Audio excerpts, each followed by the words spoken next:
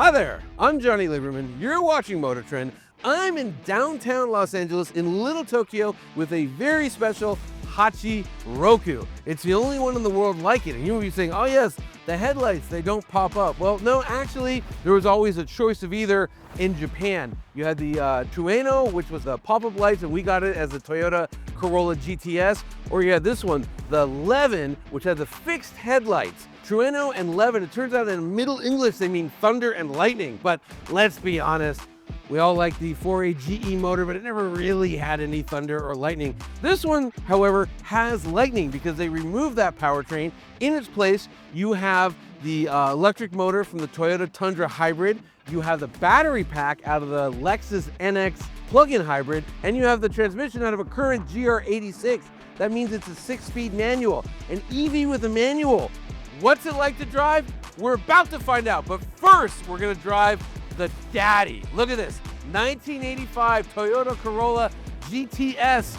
It's got multiple valves, it's got more than one cam, it's amazing. Let's go. Woo! AE86 life. I don't know why, I've always wanted to say that. Cars from 1985, they were very small, they were very light. Obviously I'm too fat to be sitting in this thing, but it weighs 2,100 pounds. Cars aren't light anymore. Miata's the lightest one, but it's got about as much power as this does. Again, it's not a ton of power. I forget exactly what these are, 117 horsepower or something like that, but peppy, fun.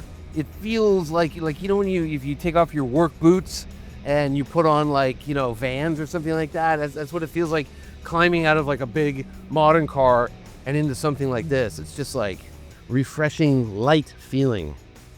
What's cool about the 4A GE motor is that it is quite torquey. You'd think, a naturally aspirated 1.6 liter motor, you'd have to rev it out to do anything. It's just a powerful, for what it is, for 40 years ago, motor. Satisfying shifter, clutch is great, pedals are great. Oh, you can heel and toe. Unlike say a GR Corolla, which I may or may not own, it's like, copy these pedals. What are they thinking? Haven't got to do too much steering, but grip levels are fine, and you can drift these pretty easily. You've seen all that stuff they do in Japan with them on the mountains.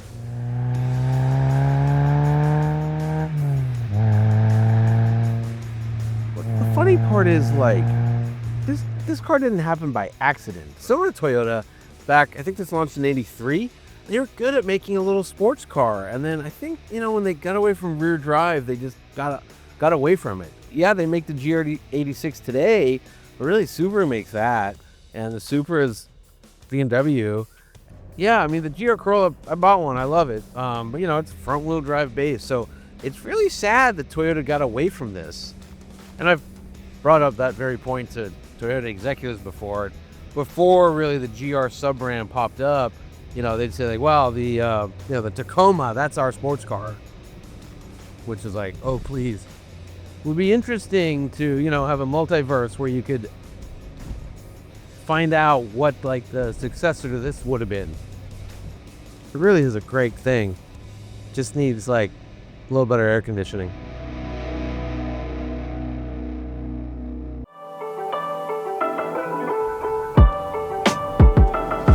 Okay, now we're in the EV. This is the electric 86.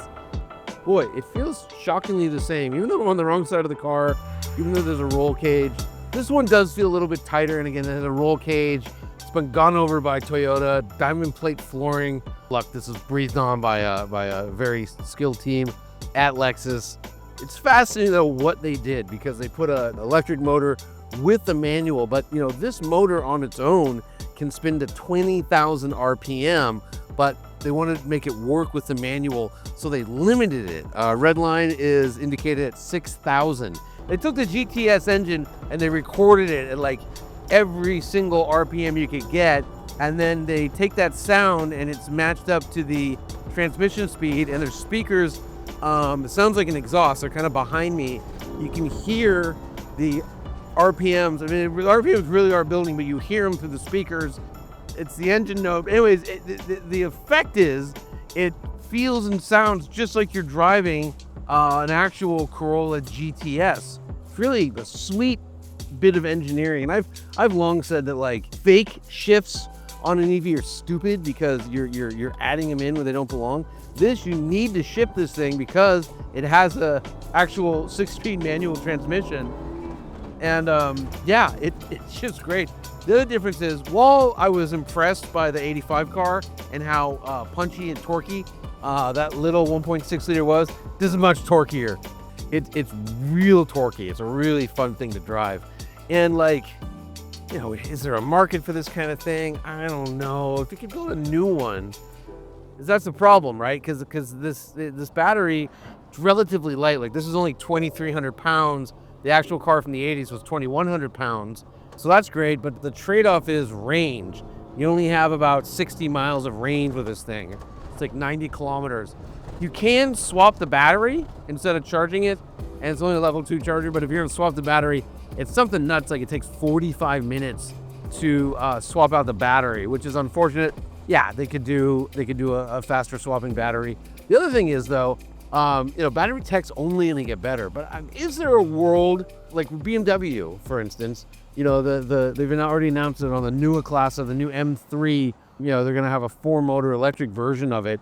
I guess with multiple motors, a manual transmission wouldn't make sense, but could you do a powerful rear drive EV, a new one, where you have a manual? I don't know. But, you know, if you're in a EV resto modding, this does, well, it's a lot of fun to drive and it makes a lot of sense. All right, here we go. Yeah? This thing's all right.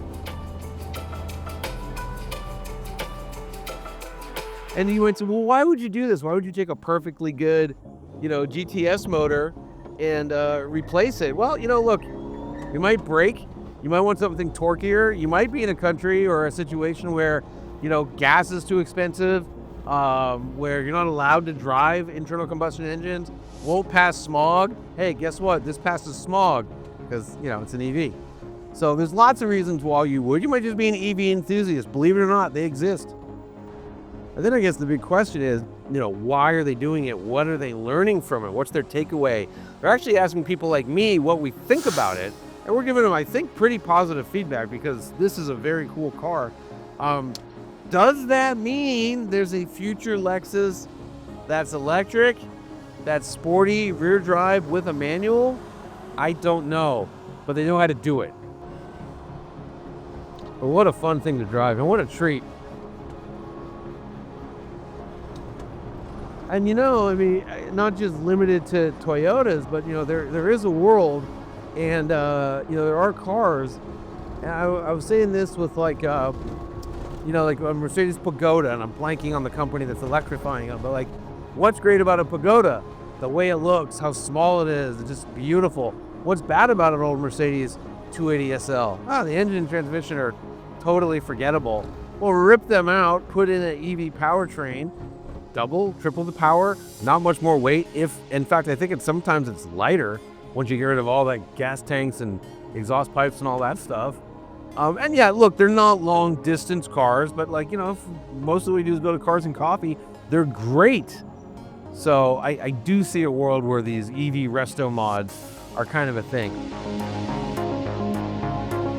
So to wrap it all up, what do we think about Toyota's electric 86? Yeah. It's electric. What do we think about Toyota's electric 86? We really like it. This is super fun. I mean, look, this is so up my alley, I can't even tell you. The last car I bought was a Toyota Corolla with a 6-speed manual. The car before that was an electric truck. So I like EVs. I like manual Toyotas. This is fun. I like sporty cars. I would love to see this with more range, but you know, forget the range, just plug it in. I would like to see this with more power. So this is a wonderful first start. I think if they wanted to, they could take this a lot further. but I think it's really cool. And yeah, you know, like most car companies, I can't wait to see what they get up to next. Anyhow, thank you so much for watching. Once again, I'm Johnny Lieberman reporting for MotorTrend, and we will catch you on the next episode.